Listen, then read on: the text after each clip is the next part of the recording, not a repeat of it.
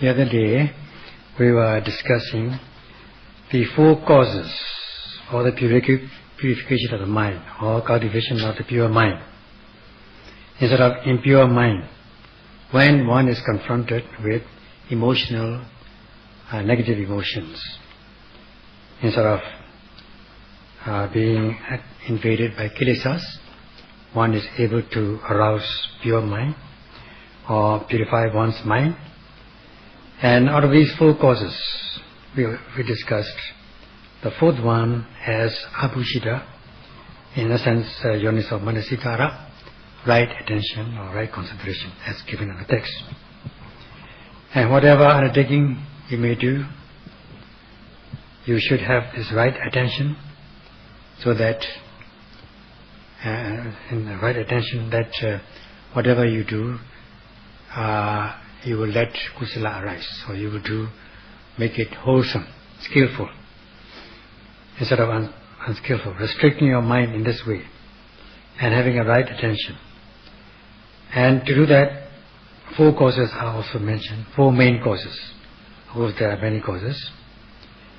And there are 4 main causes for the leading to this yoniso manasikara, right attention. We discussed first patirupa disavasa, living in a suitable location or place. And secondly, we also discussed the dependence, reliance on the virtuous people, on the virtuous. Saburi subha nisya vasayo, saburi subha vasayo, depending on the virtuous people. Then we stopped at that stage. Today we shall continue from that, where we left off.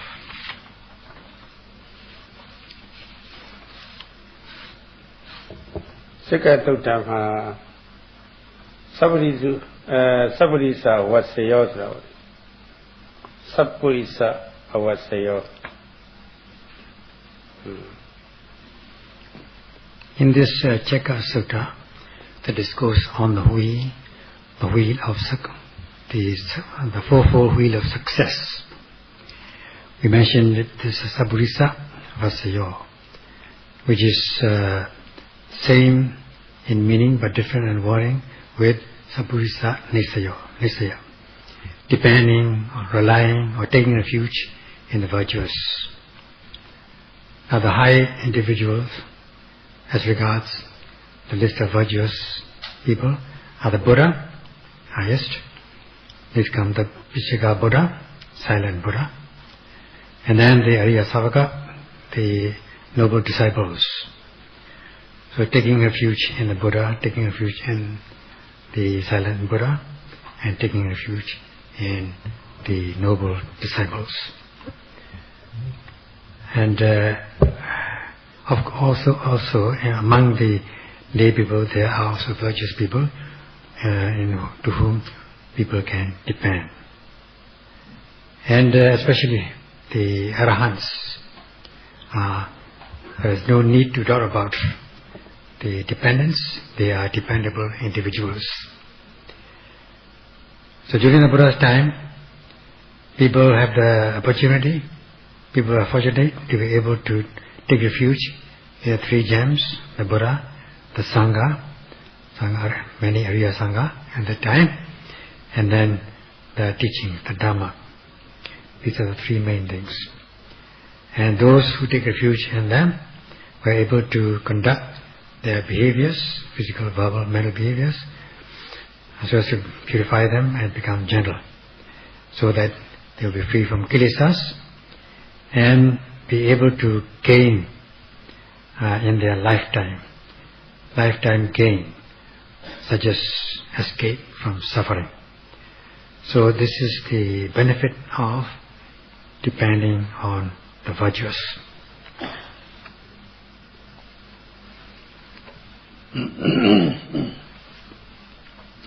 As for the Buddha, Buddha is not living anymore, and normally it's not possible to take refuge in the living Buddha. In fact, we can say that we are still able to depend or take refuge in the Buddha. The reason is that the Buddha, at the time of Mahaparinibbana, great passing away, he had this conversation with his close attendant, Ananda. As for Ananda, he felt a great loss because the elder Sariputta, the chief disciple, had passed away already at that time, and the Buddha is going to pass away very soon, in a few moments. So he was left with nothing to depend upon, to take refuge in. So he was very sad. So Buddha called all Sangha. At that time Ananda was not there. So Buddha asked Ananda to come. So when Ananda came, he told Ananda, the grieving Ananda, that one has to separate from loved ones, dear ones, at one time or another, and one is bound to meet suffering like that. So the best thing is to cultivate one's mind so that one's mind become powerful, cultivate the mind and insight, so as to uplift one's mind and to be mature in one's life. And the Buddha continued that he had preached the Dhamma, and for the entire 45 years. In this way, the Buddha encouraged Ananda, the elder Ananda. The Buddha had preached in the entire 45 years of his Buddhahood, or in his ministry, the Dhamma Vinaya, the doctrine, discipline, or the rule. The doctrine, Dhamma, to uplift the practitioner, because Dhamma uplifts the Dhamma practitioner. And as for the Vinaya, the rule, it has the power of cultivating one's behaviors. In short, they are the teachings. So the Buddha has given these teachings, and when he passes away, he says that the Dhamma Vinaya that he has taught will remain as your teacher. So Buddha's Dhamma is here. It's quite obvious. So if we depend on the Dhamma, we can say that we are still depending on the Buddha. We can regard the Dhamma as the Buddha. So Dhamma is the Buddha. In the foregoing previous Buddhist conferences, it has been said that when this Dhamma Vinaya, Dhamma doctrine, is grouped, there are 84,000 groups of Dhamma Vinaya. It is also said that one group represents one Buddha. So we can say that there are 84,000 Buddhas. It goes without saying that when Buddha was living, he was the only one, Buddha, taking the responsibility of teaching, teaching the devotees so that they can practice well, correctly. Now when he dies, he is leaving behind 84,000 groups of Dhamma Vinaya, each group representing one Buddha. So when he dies, these 84,000 Buddhas will be leading, will be teaching and giving you guidance. So from this, we can say that it is very encouraging. So long as there is the Dhamma, there is the Buddha. But where is that Dhamma? Is the Dhamma in the books or from hearsay? We have to think about it. By just knowing the Dhamma or knowing the Vinaya is not enough. It won't be of any benefit. One must practice the Dhamma. For to know it, To know it, you can study it, read the books, listen to the talks, or from discussions. But one has got to practice to absorb it, to take it to heart. With the correct methods, one must be able to practice it. Then only we can say that Dhamma, there is a Dhamma, and or we can say that Dhamma is there, or Dhamma is living. Then Buddha also will be living. Buddha's responsibility is to teach through the method, the correct method, to cultivate the physical, verbal and mental behaviors. He has given the method, he has discharged his duty. And as for the devotees, the just dependence is not enough. Their responsibility is to undertake the practice as already taught. So we have these respective responsibilities. Buddha's responsibilities and the followers' responsibilities. Buddha has given the teachings, and as much as Buddha has discharged his duty, the devotees must discharge their duties by taking up the practice. If not, then it will not be worthwhile taking refuge in the Buddha. It will not be worthwhile just knowing or depending on the Buddha. It will be a waste of time if one is not practicing meticulously according to instructions or guidance, instead thinking or not practicing well. Then the devotees will not be able to discharge their duties fully. So for the benefit of oneself and others, or for the benefit of the present and future, one should be able to absorb or understand this Dhamma Vinaya well, and to understand it properly, one must be able to practice in accordance with the correct method, and this correct method can only be given by the virtuous or good companion. So it is necessary to choose this good companion or teacher known as Kalyana Mitta, possessing 7 qualities. These, as regards these qualities, although we say 7, we can choose this Kalyana Mitta or Saburisa, the correct friend or teacher. We can roughly choose in this way. Is he or she giving pure, correct advice verbally?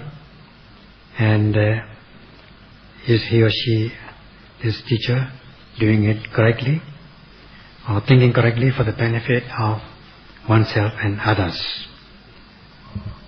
Is it for the benefit, for the advantage, or for the benefit of, or for the sake of the present and future? If, on the other hand, if a teacher, if that person is not pure, impure, or not correct, is not giving correct advice verbally, mentally, and by means of action, then we cannot say that such a person is Saburisa, the correct teacher. So in this way we can roughly choose. This may be a guidance. Now if we look, we can find out if he or she is speaking correctly for the benefit of oneself and others. We can ask this question. If he or she has ideas, good ideas, correct ideas for the benefit of oneself and others, or if he or she is acting correctly on behalf of oneself and others. So if we just observe in this way, one can judge his or her character. In this way we can roughly choose a correct Kalyana Mitta, good companion. Especially in the practice of these 3 trainings, to cultivate one's physical, verbal, mental behaviors, we need to be careful in choosing Kalyana Metta, good companion. That is the sure method. The Buddha has given this qualities, 7 qualities. First comes Piya. That is a person who is generous, who possesses generosity, with Metta Karuna, loving kindness and compassion, in helping others without regard to one's interest, one's welfare, with the pure intentions, helping others, possessing basic moral conduct.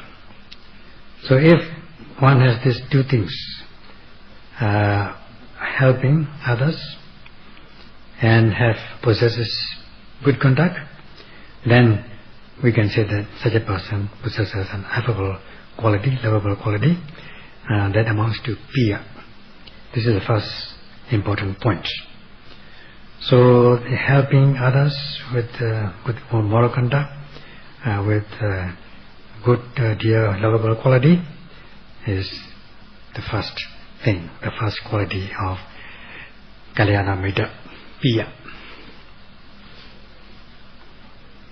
Then comes this quality, second quality, Karu, respectable or venerable.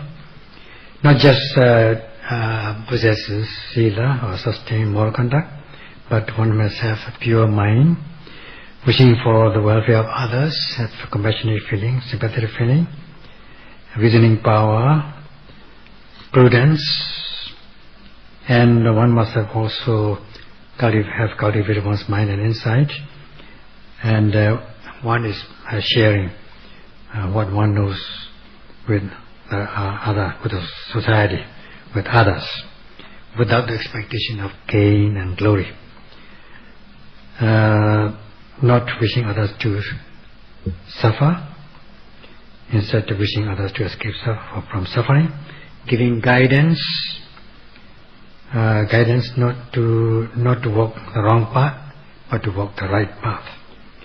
Such quality of guidance in terms of moral conduct and mind and insight, so as to uplift one's life, then such a quality is Karup, a respectable quality. As we have been said, this quality, the quality of lovable quality, affable quality, Piya, dear quality, and the quality of commanding respect, Karu, depending on them, those who depend on them, the companions will get the benefit in terms of the physical, verbal, mental behaviors, becoming blameless and pure. Purity and blamelessness of these behaviors, and such are the benefits. As has been said, Katenyu Katavedi, because one has given, or the other person has given some benefit, one is feeling gratitude for the other. So first of all, one is helping, benefiting others. This is the quality. That's the quality of Piya and Karu. Because one is benefiting others, and one becomes a benefactor, and others who are helped feel gratitude towards this person who was already helped. So this Bhavaniya quality of Bhavaniya, he or she becomes the object of Metta and Karuna, loving kindness and compassion, so that those who benefit from this teacher will wish will wish him or her happiness, peace and freedom from suffering.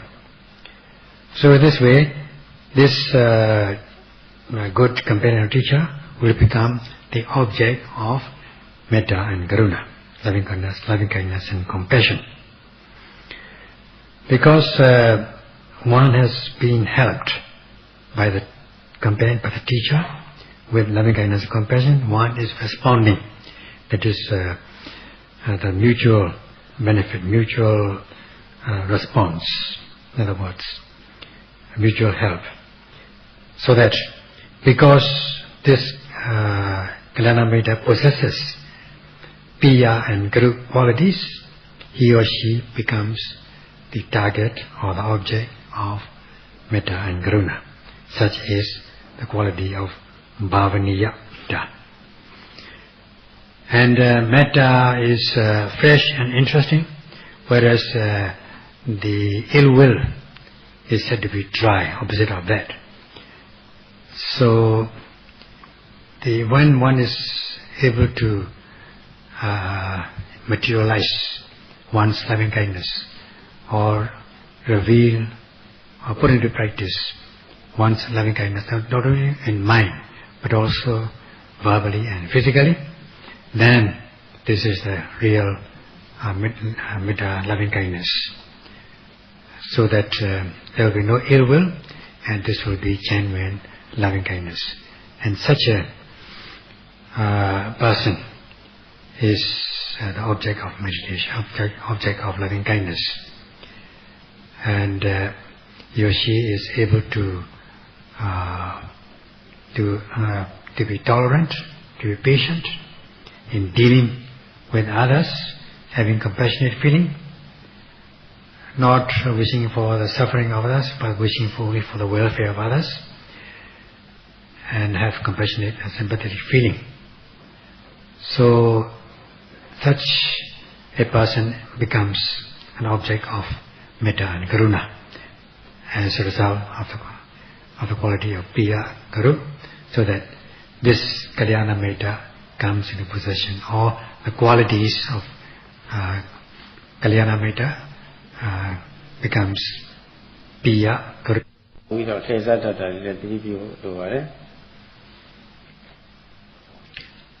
So he or she who possesses this genuine Metta Karuna will wish for the welfare of others by guiding the correct path instead of the wrong path, letting others walk the right path to be free from suffering.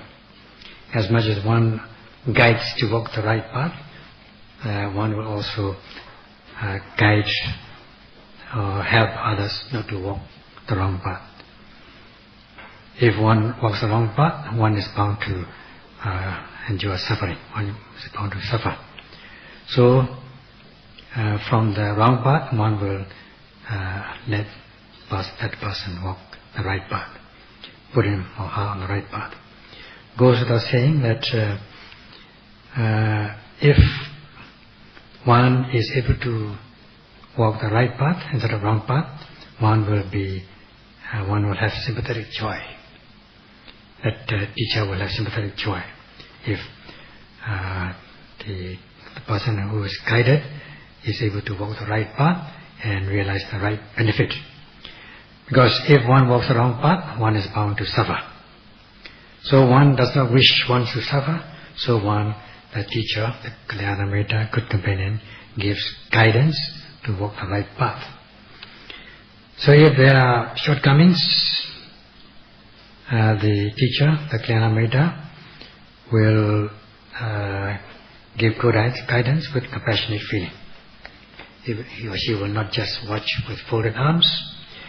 He or she will speak out instead of just staying silent.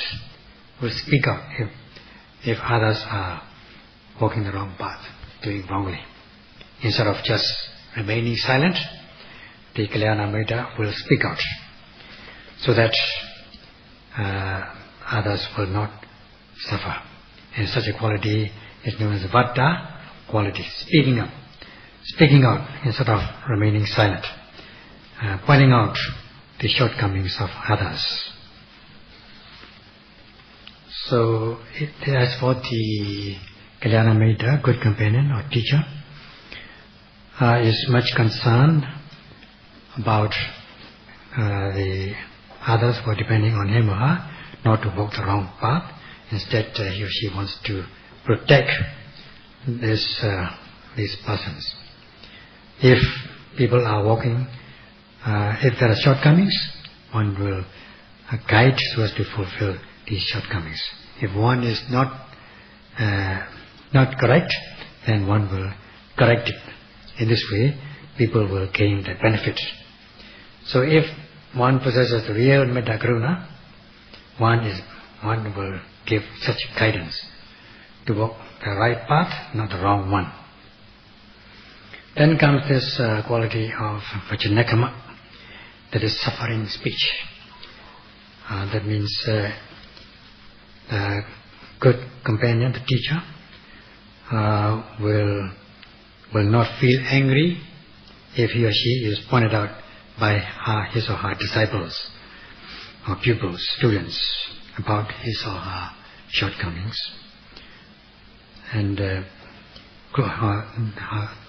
will not be angry about the criticism that is leveled against him or her.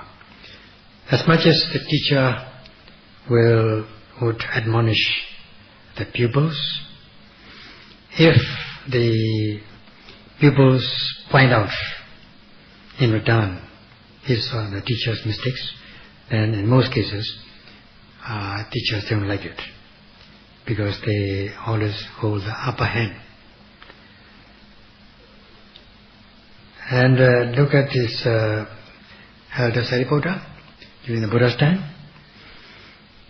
He was pointed out, he was told by a 7-year-old Samanera novice that his robes are not even, not properly worn. 7-year-old novice pointed out the Elder Sariputta's mistake or shortcomings. Then this Elder Sariputta, chief disciple, went somewhere and just corrected his robes and came back to this youngster and said, "Sir, is it okay now?" Like that. So he is far from being angry. So if in this way, if somebody else or the pupil or the student points out the mistakes of the teacher should not be angry, instead be patient. This is also very important. And if a teacher possesses this vata quality, that means speaking out, then he or she most likely will possess this other vachanakama quality, that's suffering speech. Not every time the teacher is free from weakness. He or she can also be possess some weak points, shortcomings. Then if the pupil or the students point out, then one should be able to accept gladly, without anger. So in this way, the teacher and the pupil will be in turn, teacher will become pupil and the pupil will become the teacher in turn. In the Sangha also there is such a ceremony tradition called Pavarana, which is celebrated after the Lent, after the rains, when all the Sangha assemble in this Sima, ordination hall, and Sangha offer themselves one by one to point out what others might have seen or heard or had any doubt about his shortcomings. So Sangha offer himself to be pointed out, and in a constructive way others would point out with compassionate feeling. This is a very good Sangha tradition, Sangha culture. Not only Sangha, Buddha at one time offered himself, "Oh monks, if you have anything to say against me, to me, about any shortcomings, please point out." He has even offered himself to be pointed out by the Sangha in a constructive way. So this is a very good culture, good tradition. If one has certain flaws, it is good to be pointed out and to confess. And if, in this way, if one does that, then one can mend one's way, correct one's mistakes or shortcomings. And such a practice tradition is very commendable. If one is pointing out the mistakes of others with karuna, compassionate feeling, in order to mend the ways, then they should accept such guidance. Now, as for the meditation teachers, sometimes they point out the yogis about their shortcomings. It is not criticizing or denigrating them. They are just pointing out how to correct the ways. But some yogis may argue that when the teachers say, instead of fantasizing, instead of imagining, intellectualizing, why don't you stay with the main object? Then they would argue back, how do you know I am thinking? What I am thinking may be Chittanupassana, contemplation of mind. So in this way they might respond with an argument, as an argument. As for the teachers, they are not finding fault with the yogis, nor are they criticizing or denigrating them. They're just pointing out with compassion. And the sixth quality of this Kalyana Metta, good companion, is Gambirancha Katankata. Gambirancha, Gambira, profound Dhamma. Profound Dhamma to cultivate one's physical, verbal, mental behaviors, to purify them, so that they become purified. In accordance with the Buddha Desana, expositions. And giving guidance by stages, both from the theoretical and practical aspects, with explanations, and such a person should be able to expound these profound Dhamma from the theoretical, practical aspects. This is very important. If one is going to be a teacher, if one is a teacher, not just one should not teach not from just collecting notes from here and there, or from this teacher and that teacher, or from the teacher who is lacking in general knowledge. One should study the texts properly, and one should have practiced under an able teacher. Then only one will be able to cultivate one's physical, verbal, mental behaviors. For that purpose, this sixth quality, namely Gambirancha Katankata, being able to propound the profound Dhamma, is also very important. And profound Dhamma means the Dhamma like Satipatthana Bhavana, or Dhamma about mindfulness, and Paticca Samuppada, the dependent origination, and things like that. And the last of the seventh quality is Nocha Thane Nyochiko. Athane means things we should not correct, which should not be done correctly. Or in other words, not to urge without reason. Not to urge the pupils or students in unreasonable things. And one should be able to urge with reason, in other words. So if one has this Metta Karuna, and one is giving guidance with loving kindness and compassion, and be able to preach, to give profound Dhamma, then of course it's unlikely that one will urge without reason. So such is also very important quality of Kalyana Metta. If one is fulfilled with these seven qualities, then one will wish for the welfare of both, not only oneself but for others. For possessing this quality of prudence for the benefit of oneself and others, and will be firmly established in the prosperity of oneself and others. Such is real, genuine Kalyana Metta. Then, being prudent and wise, one will in practice be able to give guidance in the correct method. That's why we say that such a person is virtuous and wise. It's good to depend upon, worthy of depending upon, and one should be able to choose. And if one is able to choose and find such good teacher or companion, then one's views will also become straight or right, known as yoniso manasikara, being able to possess right attention or consideration. When one has the chance to meet or find such kalyana mita, good companion, not just approaching him or her is not enough, will not be able to fulfill one's wishes, one's needs.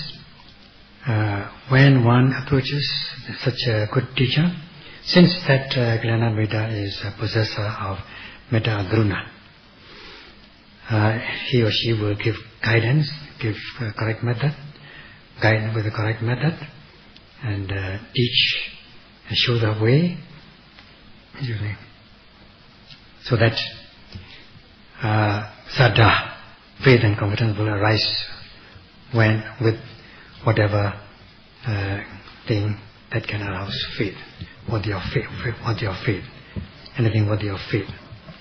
And samvega, the sense of urgency, will also arise about things worthy of sense of urgency, which will arouse sense of urgency. And in this way, such knowledge will arise, a knowledge of sense of urgency, samvega jnana. And once this faith and confidence, saddha, and samvega, sense of urgency, arise, they awaken. These states will be developed with the practice. Once awakened, they have to be developed with the practice. Then one is bound to undertake the practice with this having faith and being aroused with a sense of urgency. That is what is meant by the sadhama savana, listening to the sublime dhamma. Sublime dhamma means the correct method of practice to uplift one's life, not to lower one's life. Then not just listening, but to undertake the practice, that will be the benefit one can gain by approaching or by associating with the virtuous. And such a success will rotate like this, like a wheel of success. ဒီပုဂ္ဂိုလ်တွေထိုင်ချင်းကပ်တဲ့အခါမှာမေတ္တာကရုဏာထားသူကြီးဆိုတော့ because one is able to possess this metta and karuna, whoever possesses this quality will be able to practice, will be able to abstain from what should be abstained and observe what should be observed. Will understand what is omission and commission. And if one got to abstain from physical, verbal, mental misbehaviors, and so that if one does not abstain, one's behaviors are wrong, then one's life will become out of shape, misshaped. If one is able to observe what should be observed, then one will be able to purify and cultivate one's behaviors, and this is one can correct and purify one's behaviors. In this way, one's life will be properly shaped, will be in shape, free from kilesas, and will gain assurance in one's life. Knowing the benefit of the practice, one will undertake the practice. Then one will be very much encouraged, and there will be more and more faith and confidence. If one does not know what is to be abstained, then one will continue to make mistakes, so that one's life will become out of shape, leading to covetousness, ill will, views, that is mental misbehaviors, and indulging in wrong, false speech, malicious talk, harsh speech, meaningless talk, this is verbal misbehavior, and physical misconduct such as killing, stealing, sexual misconduct. In this way, one should understanding what is ambition and commission, one should be able to abstain from what should be abstained, and observe what should be observed. Abstaining from what should be abstained. If one does not abstain, then one's life will be disrupted, will be destroyed, out of shape, disorderly. And knowing what is to be abstained, if one abstain, as much as one does so, one's life also will become corrected, will become correct, and one's behaviors also will be in shape, will not be misshaped, and one will become cultured. So, in this way, by doing so, one will be able to possess one's attention also will become correct. That is right attention. Everyone wants to have their physical, verbal, mental behaviors in shape and possess such a quality. And if one cherishes such quality, then there are methods, means of correcting, means of doing this, practicing this, where to start from. This will be discussed tomorrow. Day after tomorrow.